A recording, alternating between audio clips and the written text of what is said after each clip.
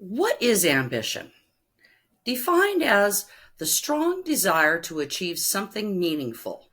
But what happens when the boundaries are stretched to their limit? Ambition can be a compelling force that motivates individuals to chase their goals and strive for success.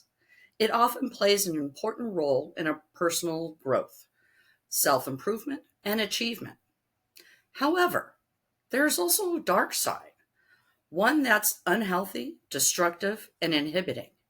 Therefore, it may also resemble greed, causing one to work towards perfection instead of striving for productivity. Often handling criticism negatively, the original goal becomes lost.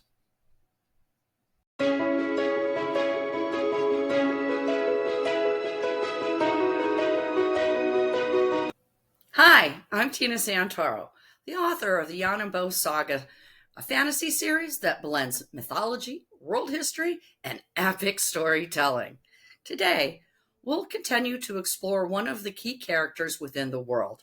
Join me as I provide a deeper look at the backstory of Walpu, the wall worker. I'll reveal insights into his birth symbol and life lessons, and share events that happened in the books. I'll provide details of what it means to be a common person within the great city. But first, let's start with what inspired the character.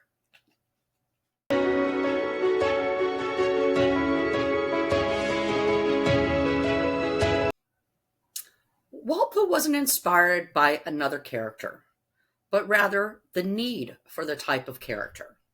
A character to provide the reader with a view from a common person. He also needed to have strong ties with his community and to traditional ways. Someone that could give the reader a view into the standard ways of living while the unsettling transformation slowly occurred within the boundaries of the great city walls. The head ruler makes changes to customs that are strange and unusual, leaving Walpole with uncertainty that the reader will feel. Let's look at his birth symbol and life lessons to gain some insights into how Walpu may manage these situations.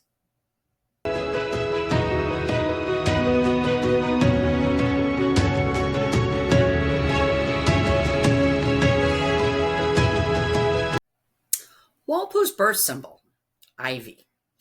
Individuals are said to have a sharp wit and be compassionate to others.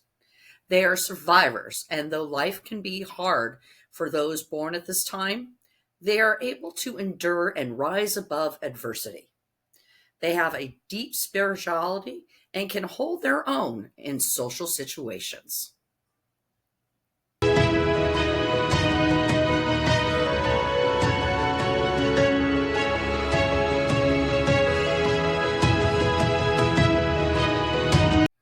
Walpu's life lessons: truth, work, ambition for betterment and of self and others.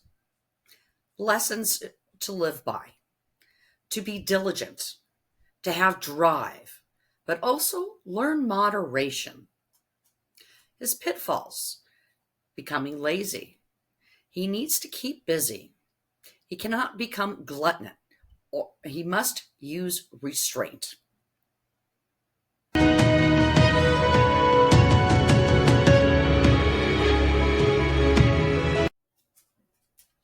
A brief look into Walpu's study to become a wall worker. The reader will witness events unfold.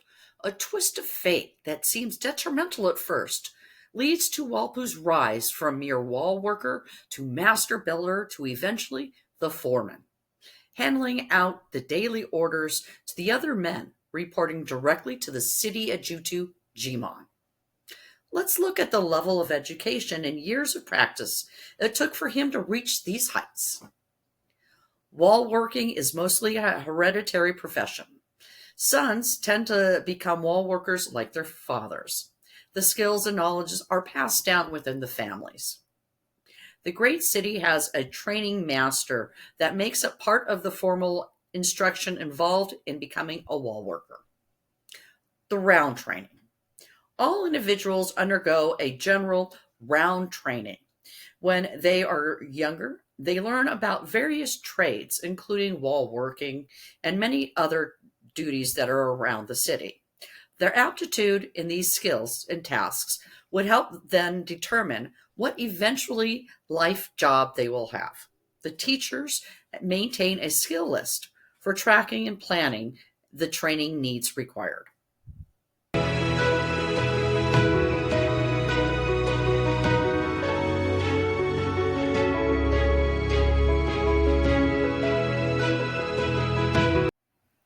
Job placement and the start of apprenticeship.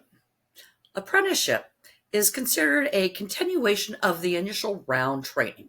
However, education during apprenticeship becomes more focused on the specific skills required. In this case, wall workers are moving toward the eventual goal of becoming a master builder.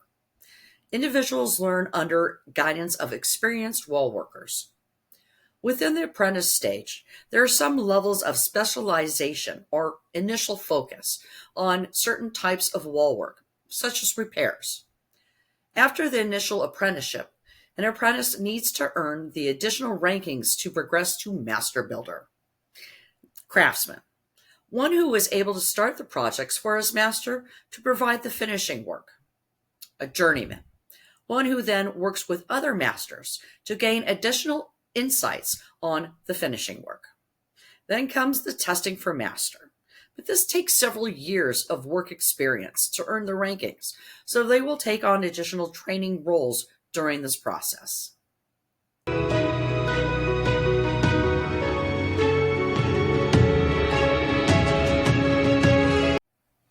Growing up in the great city. Walpu has lived in the great city his entire life and witnessed changes over time, such as the start of the building of the new city.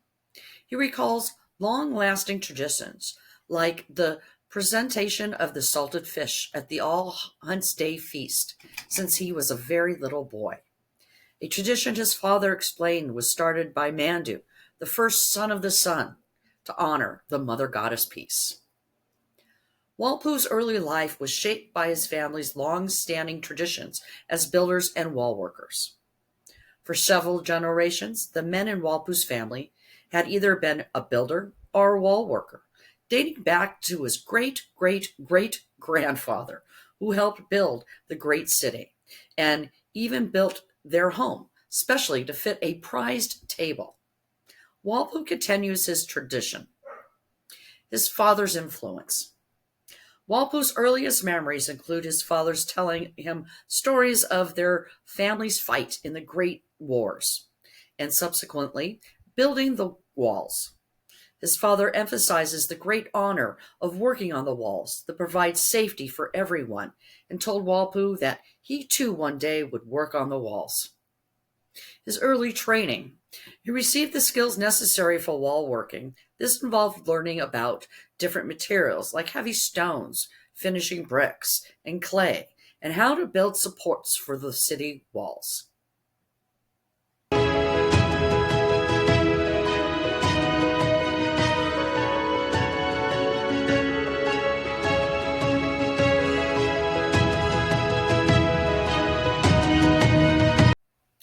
Walpo's understanding of the wall construction and repair work grew over time. He learned about the original construction of the walls by his ancestors, noting that they were leaning inward, which led him to the hard work of building supports every 20 feet around the city. Friendships. Early in life, Walpu formed close friendships with Nazar, who later became the assistant to the Jutu Jimon. He also has a best friend, Hypum, who is also a wall worker. His son Machu is the same age as Walpu's oldest son Temko. They hope their sons will receive the life job assignment together just as they have. His family life. Walpu and Mislo met by chance when he helped her up and out of the rain. He introduced himself and she replied with her name. They walked home together and have been in a relationship ever since. They were very lucky and blessed early on with Temko. Much later, they have a second son, Lunan. who ends up appearing to look more like Walpu, whereas Temko looks more like Mislo. Despite this, the boys are close and they share a strong bond. The reader will feel a sense of warmth and sincerity from their relationship, one based upon love and support. Mislo and Walpo have many private and intimate moments together, like their morning greetings to each other that start with "good peace to you" and kisses. Walpo often smiles and feels happy when he's with Mislo and their sons. They share the joys of their sons' activities, like Temco's bug hunting and London's help with the meal preparation.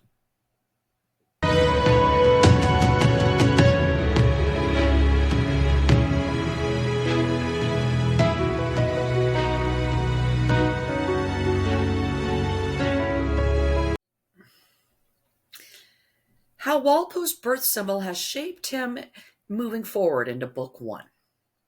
His compassionate towards others can be viewed as one of his strongest qualities.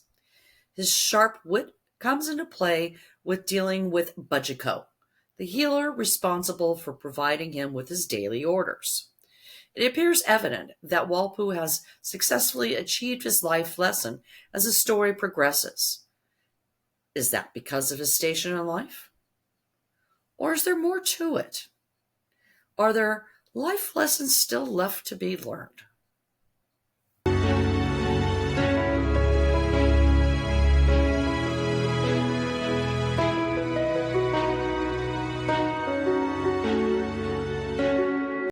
Walpu was jolted awake, not by the rising sun, but by the conspiratory whispers and suppressed giggles of his two sons, Lunnon and Temko.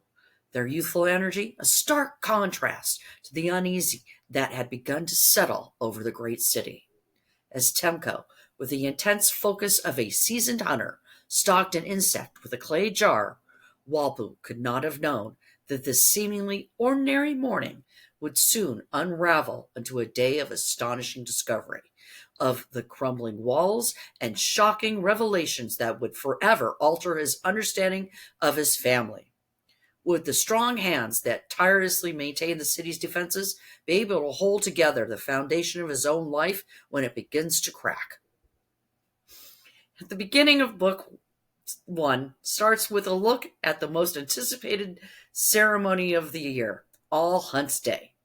But at the start of the festivities, the head ruler makes an unsettling announcement, one that will alter the course of Walpo's trajectory, but many others too within the great city, such as Bujiko, the healer or supervisor slash record keeper slash counter that originally provides Walpo with the daily orders to conduct the repair and patchwork or help build out the wall supports. Bujiko is additionally responsible for the pit diggers and the clay production, the stone makers, water carters, and stone carters, the furnaces and the bellow workers, and the stone stackers and miners. The reader will be pulled into Walpu's storyline as they witness his growth. His birth symbol becomes highlighted, his ability to survive the hard times that come, and his capacity to not only endure, but to rise above adversity.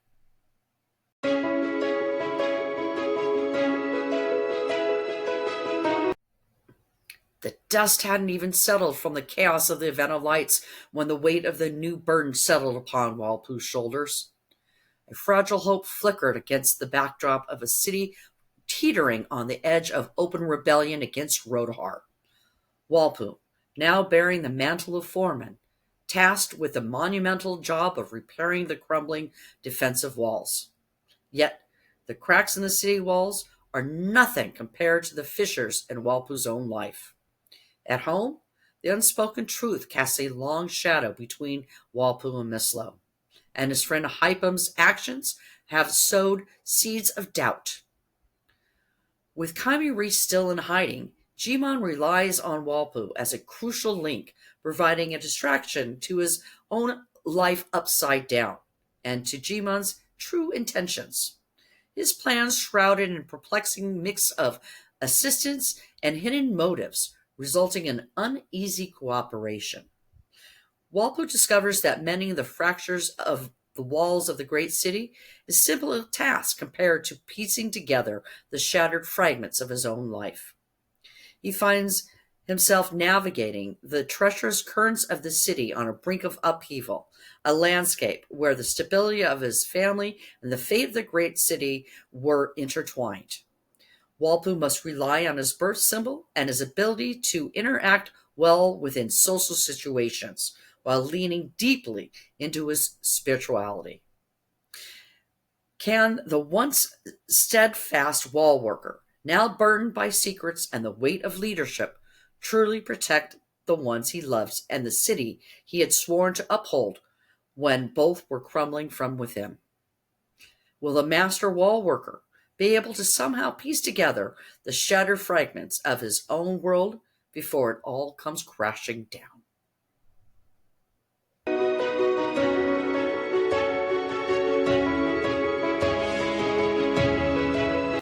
The third book follows Yonan Bo's storyline as it goes deep within a vision dream. Walpu does not play a part within the storyline, though his name is mentioned.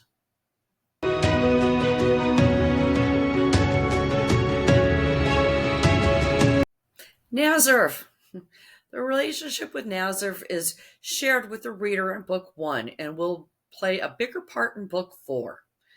Hint to the reader, carefully observe the interactions between the two. They will come up again in Book 4. There are certain clues that you need to watch out for. Hi, Bomb.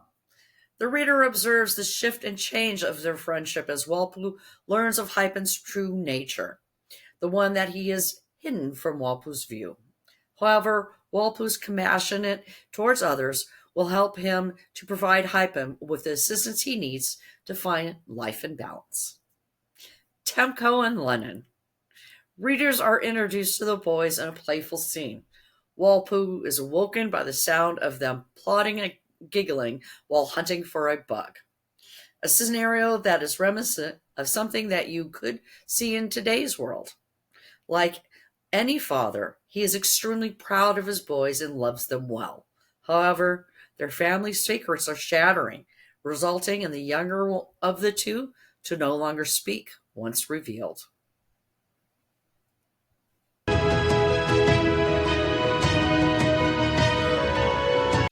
Next time, we'll spend some time getting to know Temko and dive a little deeper into those family secrets.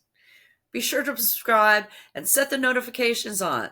This next one has some juicy insights. You won't want to miss the details. Before you go, tell me in the comments below about a time or something in your life that you've had to endure, but were able to rise above and produce a positive change. Thank you for watching, and I'll see you in my next video.